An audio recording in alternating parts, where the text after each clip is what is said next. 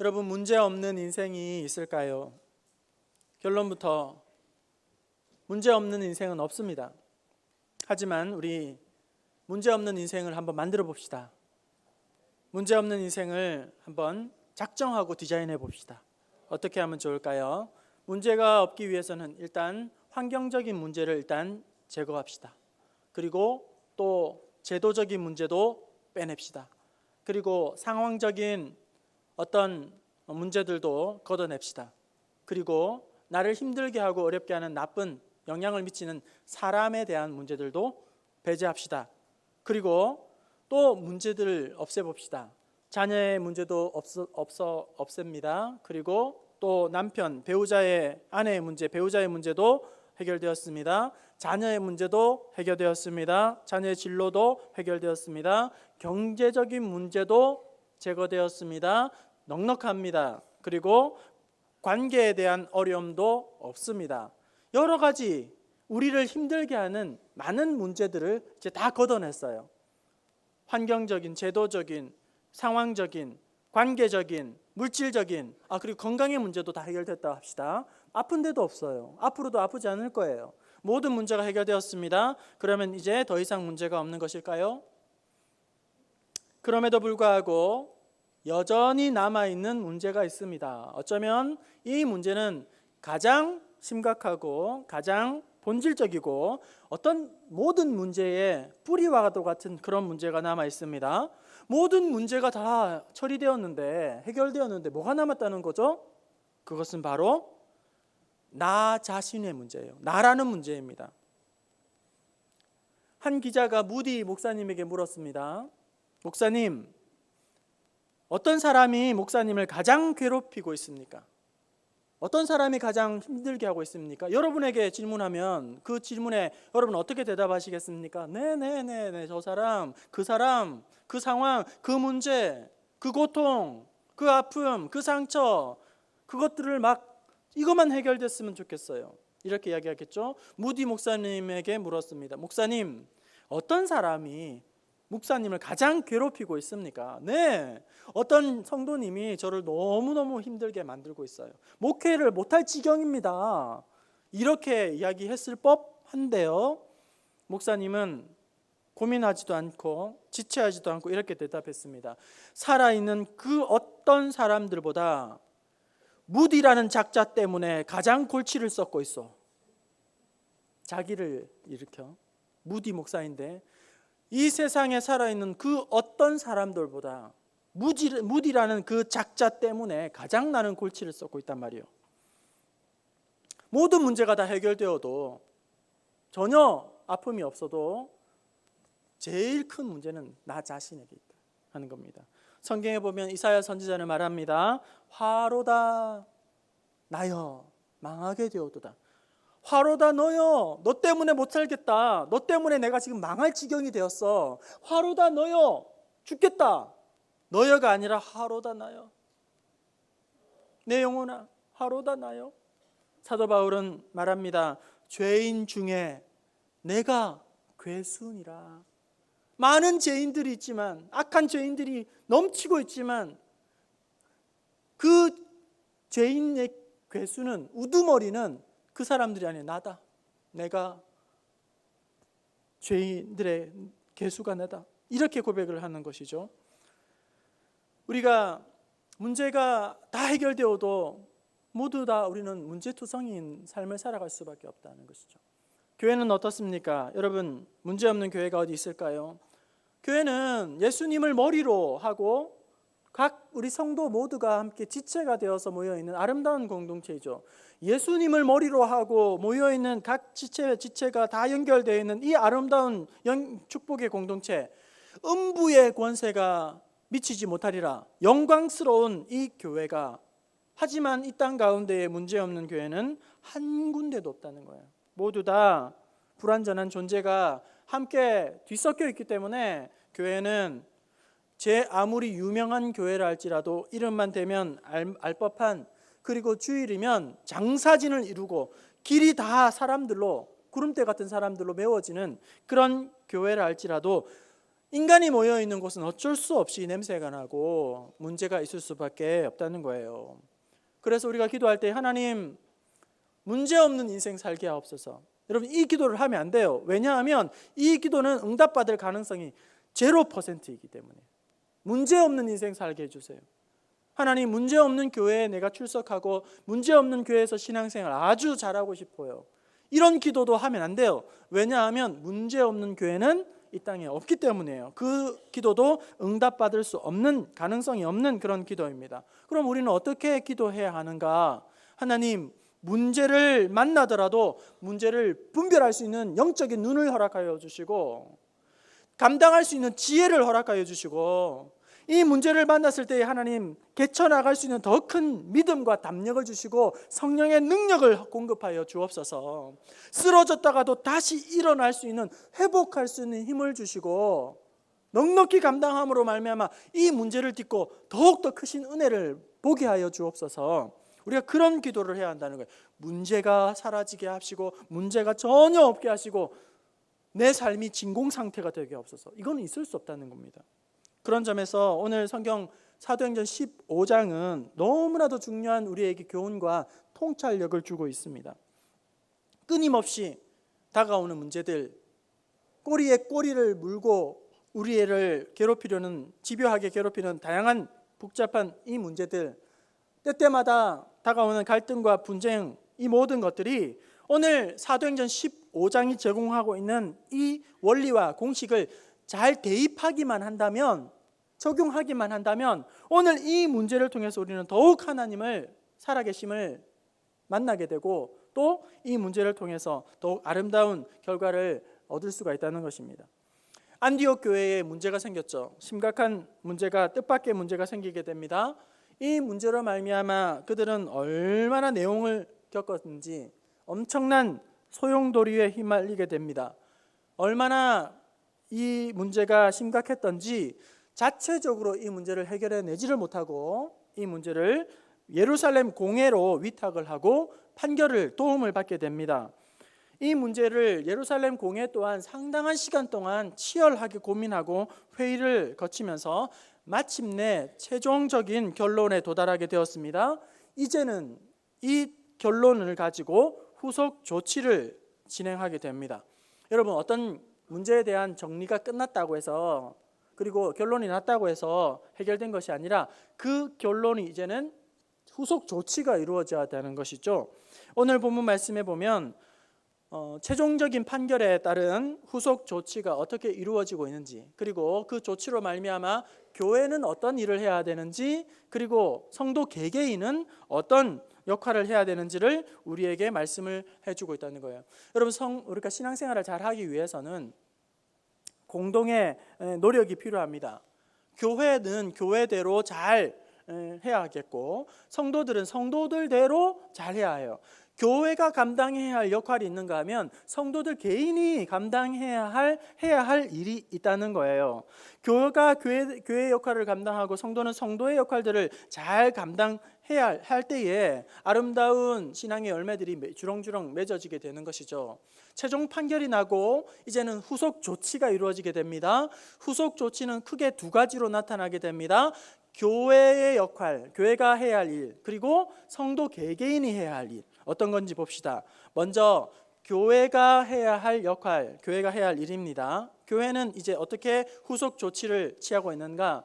믿을 만한 신실한 일꾼을 이제 보내게 되는 것이죠. 파송하게 되는 것이고, 또 잘못된 문제를 이제 교정하고 바로잡는 역할을 한다는 겁니다. 교회가 해야 할 일 첫 번째는 좋은 믿을 만한 일꾼을 아무나 보내는 것이 아니라 나는 바쁘니까 네가 그 일 해. 그 일 네가 감당해야 되겠어. 떠밀어서 보내는 것이 아니라 정말 믿을 수 있는 좋은 일꾼을 보내는 거예요. 맡기면 그 사람이 이제 모든 일들을 잘 마무리를 짓게 되죠. 맡겼는데 오히려 사고치는 사람이 있어요. 오히려 말썽을 부리는 사람이 있어요. 맡겼는데 너무 불안한 사람이 있어요. 그런 사람 말고 진짜 믿고 맡길 수 있는 좋은 일꾼을 그곳에 보내어서 그 문제를 잘 다루게 만드는 거죠. 우리 믿을 만한 사람 누구를 보냈는지 한번 말씀을 봅시다. 22절, 23절 예루살렘 교회는 이제 문제의 당사자인 안디옥 교회에 누구를 파송하고 있는지 봅시다. 22절, 23절입니다. 시작. 이에 사회와 장로와 온 교회가 그 중에서 사람을 택하여 바울과 바나바와 함께 안디옥으로 보내기를 결정하니 곧 형제 중에 인도자인 바사바라 하는 유다와 실라더라. 그 편에 편지를 붙여 이르되 사도와 장로된 형제들은 안디옥과 수리아와 길리기아에 있는 이방인 형제들에게 문안하노라. 네. 바울과 바나바는 안디옥 교회에서 이제 문제를 가지고 공회로 온 사람이고, 이제 모든 판결이 끝난 다음에 바울과 바나바를 다시금 안디옥 교회로 돌려보내면서 편지 한 장을 달랑 결판문을 보내는 것이 아니라 그와 함께 유다와 실라를 함께 보낸다는 거예요. 여러분 생각해 보십시오. 지금 안디옥 교회는 이 문제, 이 분쟁에 대한 결과를 너무너무 궁금하게 기다리고 있다는 겁니다. 지금 같으면 판결이 나게 되면 인터넷으로 중계를 해주든지, 아니면 메일을 보내주든지, 아니면 전화로 이런 판결이 났습니다, 분쟁하고 있는 교회여 위에서 이런 결정으로 판결이 났습니다, 이렇게 알려줄 수 있잖아요. 그런데 전혀 그렇지 못하기 때문에 너무너무 이 문제를 안고 있는 교회 입장으로서는 궁금한 거예요. 어느 편으로 결정이 났을까? 어떤 결정을 내려주었을까? 그렇게 궁금하던 차에 최종 결정문이 났는데 그 결정에 대한 통보만 하는 것이 아니라, 최종 판결문을 편지에 봉인을 해서 보내는 것이 아니라 편지와 함께 믿을 만한 인도자, 믿을 만한 신실한 리더를 함께 보내고 있다는 겁니다. 그래서 온 교회가 그 중에서 사람을 택하여 바울과 바나바와 함께 안디옥으로 보내기를 결정하니 곧 형제 중에 인도자 바사바라 하는 유다와 실라더라. 이 유다와 실라에 대해서 25절, 26절 뒤에 끝에 보게 되면 너희에게 보내기를 만장일치로 결정하였다 하는 거예요. 이렇게 고민이 없는 거예요. 이 두 사람을 보내는 것이 만장일치로 결정이 난 거예요. 그만큼 이 두 사람은 믿을 만한 사람, 신실한 사람, 그리고 중요한 일을 안심하고 맡길 수 있는 사람이라는 거예요. 오늘 저는 여러분에게 어떤 모임을 가든지 무엇을 하든지 누구에게나 신뢰받을 만한 사람 되기를, 그리고 중요한 일을 믿고 맡길 수 있는 좋은 일꾼 될 수 있기를 축원합니다.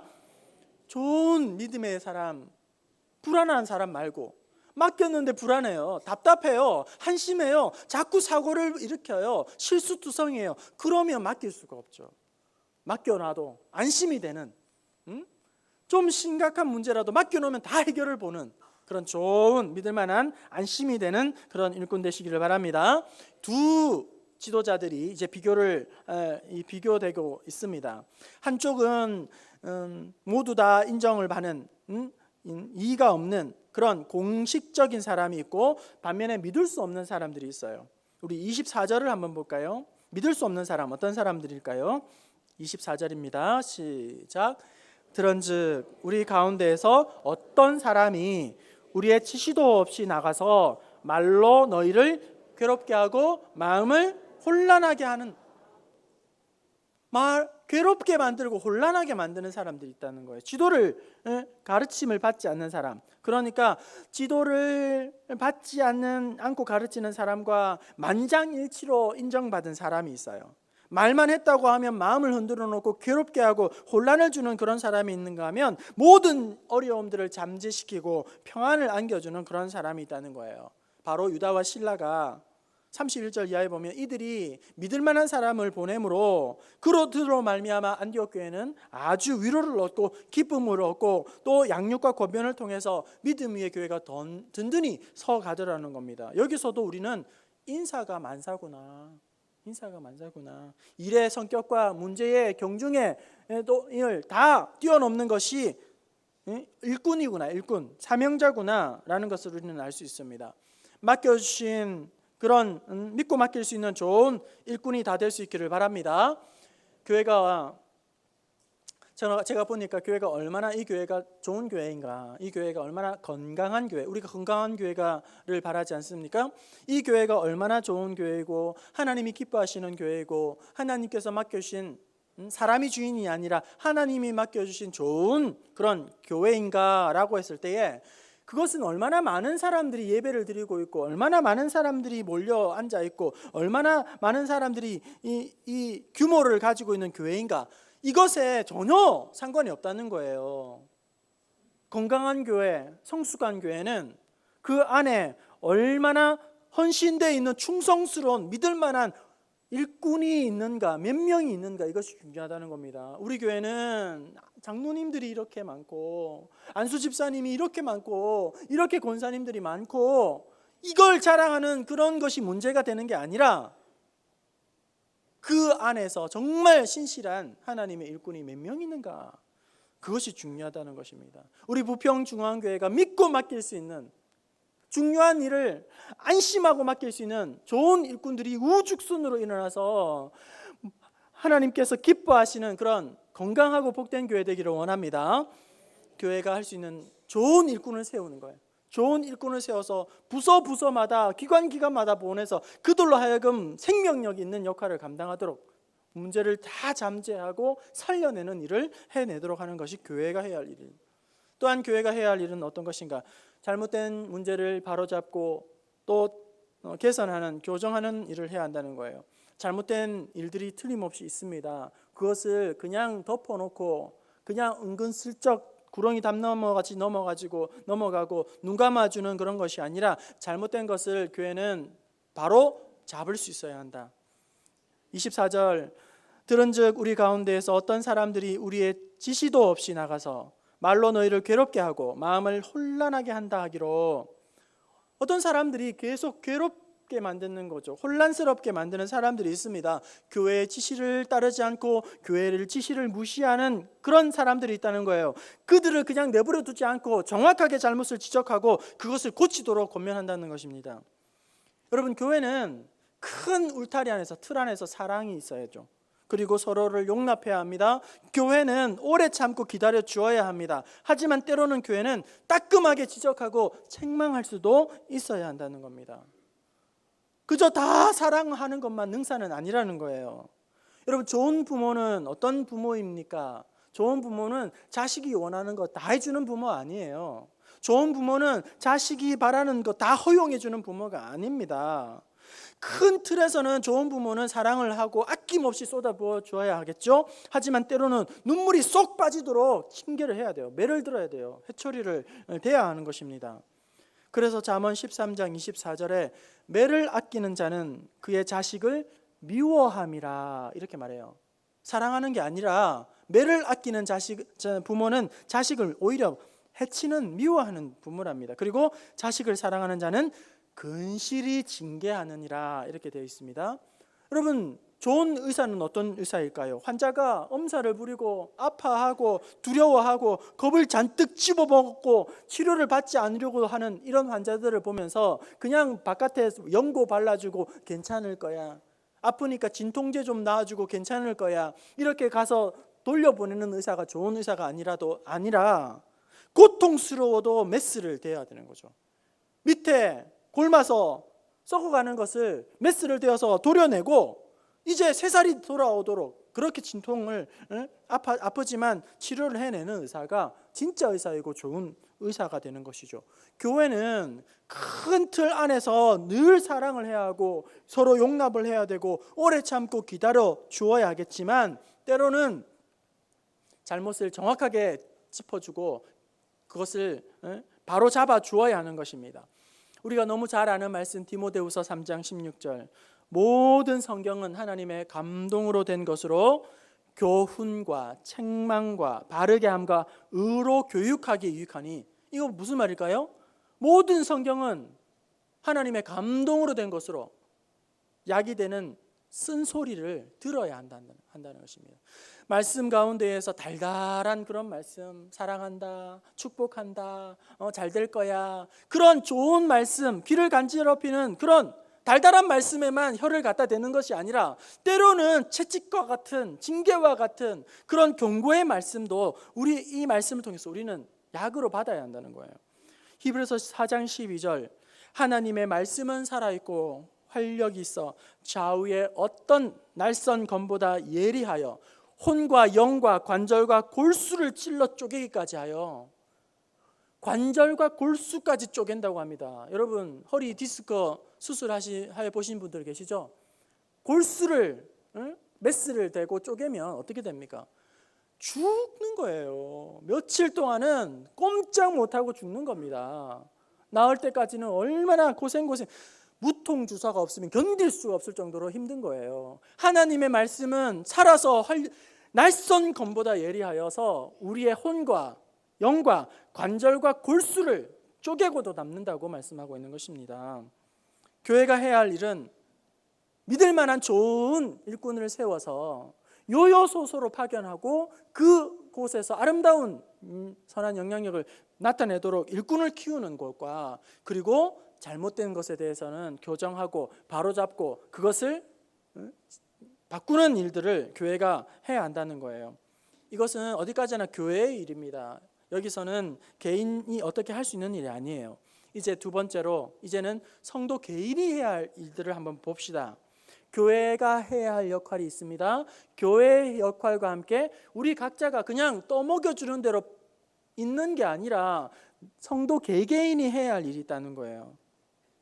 그것이 무엇일까요? 첫 번째는 교회의 결정에 기쁘게 순응하는 것입니다. 교회의 어떤 방향과 결정에 기쁘게 순종하는 거예요. 또한 개개인이 스스로 결단하고 삶에 그것을 적용하고 실천해내야 한다는 거예요. 교회가 어떤 결정을 내렸을 때에 오늘 본문에서는 기쁘게 그것을 이제 받아들이게 됩니다. 안디옥 교회를 포함한 모든 교회들이 23절에 보게 되면 안디옥과 수리아와 길리기아에 있는 교회까지도, 교회의 모든 교회들이 이 공회의 결정에 이제는 순종하게 되는 거죠. 이방 교회도 유대인 교회도. 그런데 여러분, 사실은 이 최종 판결은 또 다른 문제를 야기할 위험이 다분히 큽니다. 왜냐하면 처음에 이 문제를 제기한 유대인 성도들의 입장에서 보면 이것이 별로 달갑지 않는 결정이거든요. 그리고 또 이방인 성도들이 볼 때에도 예루살렘 공회의 이 판단은, 결정은 별로 달갑지 않은 결정이에요. 그러니까 원래 전통 유대교인들이 입장에서 이 결정은 이런 거예요. 이게 답이에요? 이게 최선입니까? 이방인들이 지켜야 할 그런 것들이 고작 4가지밖에 없습니까? 우상에 더러운 것, 음행하는 것, 목매어 죽은 것, 피, 이것만 멀리하면 이제 구원받은 것입니까? 그럼 할례는 뭐예요? 우리가 받은 할례는 뭡니까? 우리 조상의 유전은 뭡니까? 그리고 모세의 율법은 뭡니까? 그동안 우리가 너무나도 지켜오던 이 귀한 것들을 다 무용지물입니까? 헛개비가 되었습니까? 이렇게 예루살렘 공회의 결정에 반박을 할 수 있다는 말이죠. 반대편에서 이방인 성도들도 마찬가지예요. 우리가 그동안 너무나도 좋아했던 음식을 더 이상은 버리라는 거예요? 먹지 말라는 것입니까? 기독교 신앙이 자유를 준다고 했지 않습니까? 그런데 우리를 왜 이렇게 더 하지 말라는 것이 많은 거죠? 당신네들 예루살렘 공회는 유대인 종교 지도자들의 압력에 눈치를 보고 이런 편을 들어서 결론을 내린 거 아닙니까? 하면서 예루살렘 공회의 결정을 받아들이지 않는 거예요. 그리고 인정하지 않으려고 한다면, 그것을 따르려고 하지 않는다면, 거부한다면 어떻게 되었을까? 예루살렘 공회의 이 결정과 권위에 불순종하고 거부하고 부정을 했다면 교회는 완전히 풍지박산이 났을 거란 말이에요. 자기들의 주장을 고수하고 밀어붙였다면 교회는 이제 치명적인 상처를 입고 와해될 수밖에 없는 거예요. 1차 전도 여행은 어떻게 잘 마무리를 했을지 모르지만 이제 앞으로 2차, 3차 예루살렘 열방으로 뻗어나가야 될 귀한 복음의 전진이 여기서 끝장이 나게 되는 거죠. 수긍을 하지 않았다면, 교회의 결정을 따르지 않았다면. 저는 목회를 하면서 어떤 분들은 부족한 사람이 그래도 목회자라고 말씀으로 권면을 하면 본인이 그것이 잘 이해가 되지 않더라도 목사님이 그렇게 권면하시면 제가 순종하겠습니다. 제가 더 이상 이 문제를 거론하지 않겠습니다. 이렇게 딱 마음을 정하시는 그런 분들이 있어요. 그런데도 어떤 분들은 안타깝게도 안타까운 마음으로 권면을 하고 말씀으로 이렇게 권면을 드려도 고집부립니다. 절대 태도 바꾸지 않습니다. 내 생각, 내 판단, 내 결정, 내 고집, 내 철학, 내 신념 절대 꺾지 않는 그런 안타까운 분들이 있습니다. 교회가 해야 할 중요한 역할은 어떠한 문제에 대한 올바른 방향과 결정을 잘 내리는 거예요. 바른 정책을 마련하는 거예요. 그리고 그것이 잘 진행될 수 있도록 필요한 환경을 만들어주는 것이 교회의 역할입니다. 그렇다면 우리 성도들의 역할은 무엇인가? 교회가 정한 그런 결정을 존중히 여기고 그것을 내 의견과 맞지 않아도 잘 따라서 순응을 해줘야 한다는 겁니다. 의사결정 과정에서는 치열하게 논의하고 치열하게 고민해야 하겠지만 일단 그것이 결정이 나게 되면 어떻게 해야 되는가? 나는 그거 인정할 수 없어. 다 너희들이 결정을 해도 나는 그것을 받아들일 수 없다. 나는 내가 맞다고 본다. 내 눈에 흙이 들어가기 전까지는 난 그거 인정하지 않겠어 라고 거부하면 안 된다는 겁니다.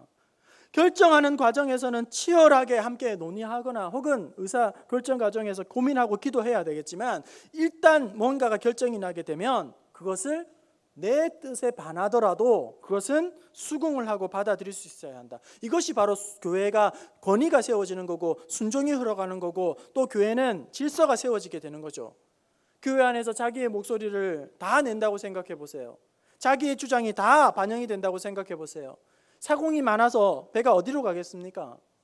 예를 들면 우리가 함께 팀을 이루어 노를 저어 간다고 한번 상상해 봅시다. 서로 다른 방향으로 노를 저어 간다고 생각해 보세요. 아니면 반대로 노를 저고 있다고 생각해 보십시오. 사사건건 문제를 제기하고 발목을 잡고 하지 못하도록 반대를 하게 되면 쉬운 일도 될 일도 안 되고 무너질 수밖에 없는 거예요. 그런 사람이 부서에 들어가거나 그런 사람이 어떤 모임을 지키고 있다면 이제 결국 어떻게 되느냐? 그런 교회는 어떻게 되냐면 고집스러운 사람만 남고 다 떠나게 되는 거예요. 자기 주장을 강하게 드센 사람만 남게 되고 그냥 보통 유순한 사람들은 다 떠나게 하게 되는 염증을 느끼면서 목소리가 큰 사람만 남게 되는 그래서 결국 교회는 싸우는 교회 이렇게 되는 거예요. 그런 교회는 그냥 내버려둬도 돼요. 그냥 지리멀밀하게 없어지고 사라질 수밖에 없는 거죠. 교회에는 순종이 흘러야 하고 교회에는 질서가 세워져야 되고 교회에는 권위가 흘러가야 한다는 것입니다. 교회가 어떤 의사결정을 했을 때에 각자는 그것을 다 겸손하게 순종할 수 있어야 한다. 그리고 마지막으로 성도들이 해야 할 일은 뭐냐면 스스로가 이제는 결단해야 한다는 거예요. 자기 스스로가 결단하고 삶에 이제 도전해야 한다는 겁니다. 우리 29절 말씀을 한번 읽어봅시다. 29절입니다. 시작. 우상의 제물과 피와 목매어 죽인 것과 음행을 멀리할지니라. 이에 스스로 삼가면 잘 되리라. 평안함을 원하노라 하였더라. 이것 하지 말아야 됩니다 라고 이제 결정이 났어요. 판결이 났습니다. 이것 하지 마세요. 그리고 하는 말이 이에 스스로 삼가면 잘 될 것이야. 그리고 평안하여질 것이다. 이렇게 말합니다.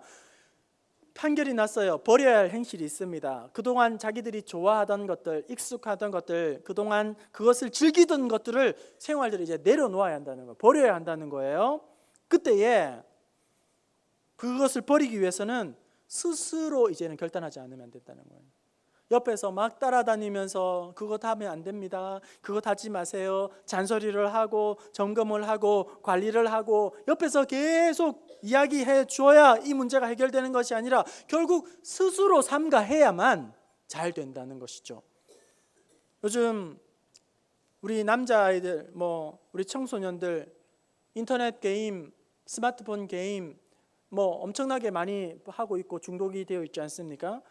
그것을 하면 몰라요. 프로 게이머가 되어가지고 게임 산업에 이바지하고 그것을 통해서 자기가 꿈을 펼치는 그런 사람이면 괜찮다고 하죠. 하지만 대부분이 사실은 이 게임으로 말미암아 그 인생이 갉아먹지 않습니까? 시간 낭비하고 자기가 꿈을 거기에서 다 쏟아붓지 않습니까? 그러면서 부모의 입장에서는 그걸 하지 말라고 이야기를 하죠. 하지 마. 그거 하는 시간에 좀 적당하게 해. 그런데 절대 말 안 듣습니다.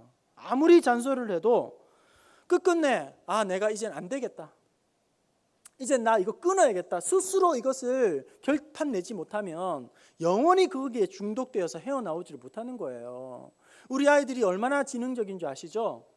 부모님들이 하지 마라 못하게 하면 부모님들이 이제 10시, 11시, 12시 이제 자야 되니까 부모님들 재워놓고 그때 깨가지고 그때부터 이제 밤새도록 새벽까지 하는 거예요. 제가 어떤 이야기를 들었냐면, 너무 이 컴퓨터를 많이 하니까 아버지가 도무지 못 찾겠다 해가지고 이제 출근할 때 컴퓨터를 떼가지고 차에 신고 가는 거예요. 그리고 다음에 이제 집에 올 때 이제 집에다 컴퓨터를 갖다 놓는 거예요. 그런데 참 아들이 대단하죠. 컴퓨터 안에 알맹이를 이미 다 빼놓은 거예요. 그 아버지는 이제 빈 껍데기를 들고 안심하고 출근했다가 빈 껍데기를 가지고 오는 거예요. 출근하고 나면 이제 그 알맹이는 탁 조립을 해가지고 하고 싶은 거 다 하는 거예요. 우리 아이들, 이게 여러분, 본인 스스로가 이것을 절제하지 않으면, 스스로가 이것을 결판내지 않으면, 스스로가 이제 변화에 대한 필요를 느끼지 못하면 이 문제에서 해결 나올 수가 없다는 겁니다. 스스로 삼가하면 잘 되리라. 교회에서 뭔가 해주기를 바라고, 교회가 뭔가 마련해 주기를 바라고 기다리고만 있으면 뭔가 해결되는 것이 아니라 스스로가 이제는 절제하고 결판을 내야 된다는 거예요. 삼가해야 한다는 거예요. 저는 입교하는 우리 자녀들에게 꼭 확인하는 것이 있습니다. 입교하고 세례 받잖아요. 어른들 말고 우리 아이들, 우리 자녀들이 이제 입교를 하거나 이제 학생부에서 이제 세례를 받으려고 신청을 합니다. 저는 꼭 확인하는 것이 있어요. 여러분, 입교를 하려면, 세례를 받으려면 자격이 있죠.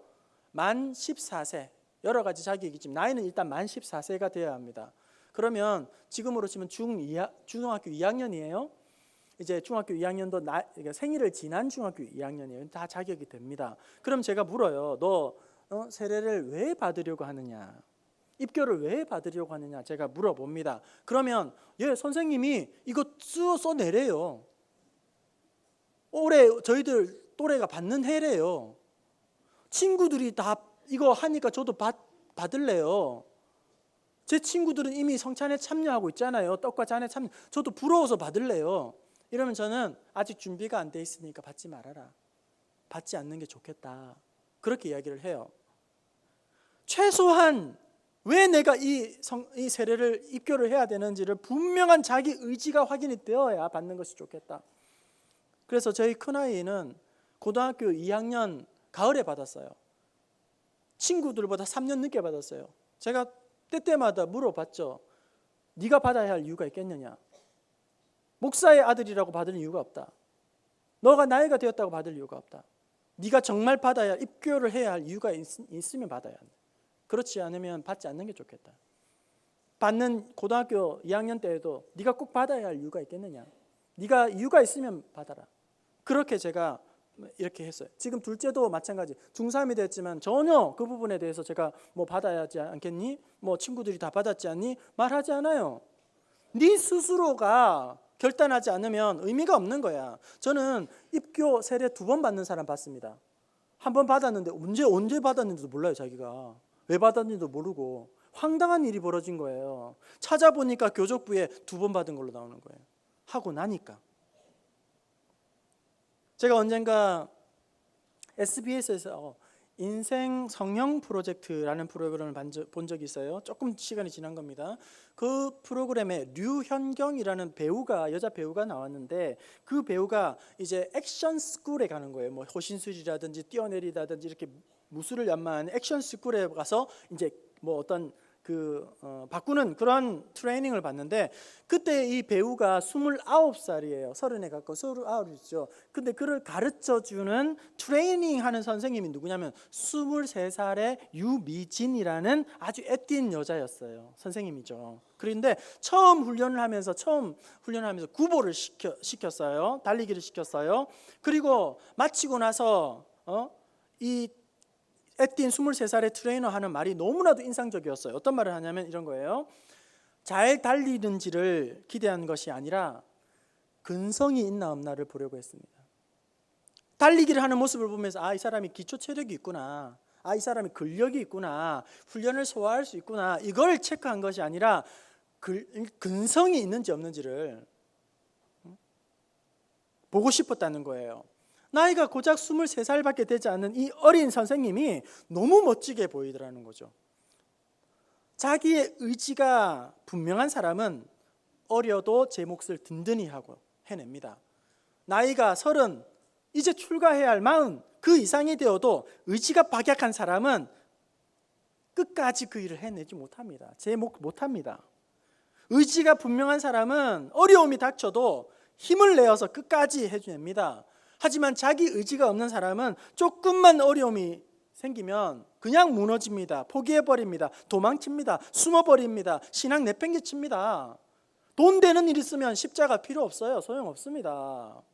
좀 편안하고 안락하면 달콤하면 다 던집니다. 예배 소용없어요. 여러분, 예수 믿는 것이 얼마나 좋습니까? 예수 믿고 우리 다 사람 구실하면서 살아가고 있지 않습니까? 만약에 제가 상상을 해봐요. 내가 예수 안 믿었으면 지금 어떻게 살아가고 있을까? 여러분 한번 생각해 보세요. 여러분 스스로가 내가 지금 예수 못 만났으면 어떻게 지금 살아가고 있을까? 저는 생각하기도 싫어요. 끔찍합니다. 예수 없는 삶. 아마 지금 이 땅에 없을 수도 있어요. 예수, 이렇게 좋은 예수를 믿는 것도 억지로 예수 못 믿습니다. 예수 믿으라고 억지로 한번 권해보세요. 아무리 좋은 환경 만들어주고 교회에서 환경을 만들어 교육을 시켜보세요. 본인이 예수 믿지 않으면 아무 소용이 없다는 거예요. 아무리 좋은 이 예수라도 대신 예수 믿고 구원받아 줄 수 없어요. 우리의 자녀들 대신 예수 믿고 천국 가줄 수 없어요. 대신 예수 믿고 십자가의 은혜로 응답받을 수 없다는 거예요. 스스로 믿어야 되는 거예요.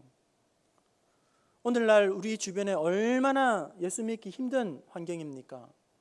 이전에는 예배만 잘 드려도 돼요. 훈련 안 받아도 돼요. 예배만 잘 드리면 신앙생활 하는데 전혀 문제가 없었어요. 하지만 오늘 이 시대는 예배만 잘 드려도 되는 것이 아니라 얼마나 많은 세상의 유혹거리들이, 시험거리들이, 그리고 달콤한 것들이, 사상이 얼마나 혼란하고 가치관들이 힘들게 하는지 몰라요.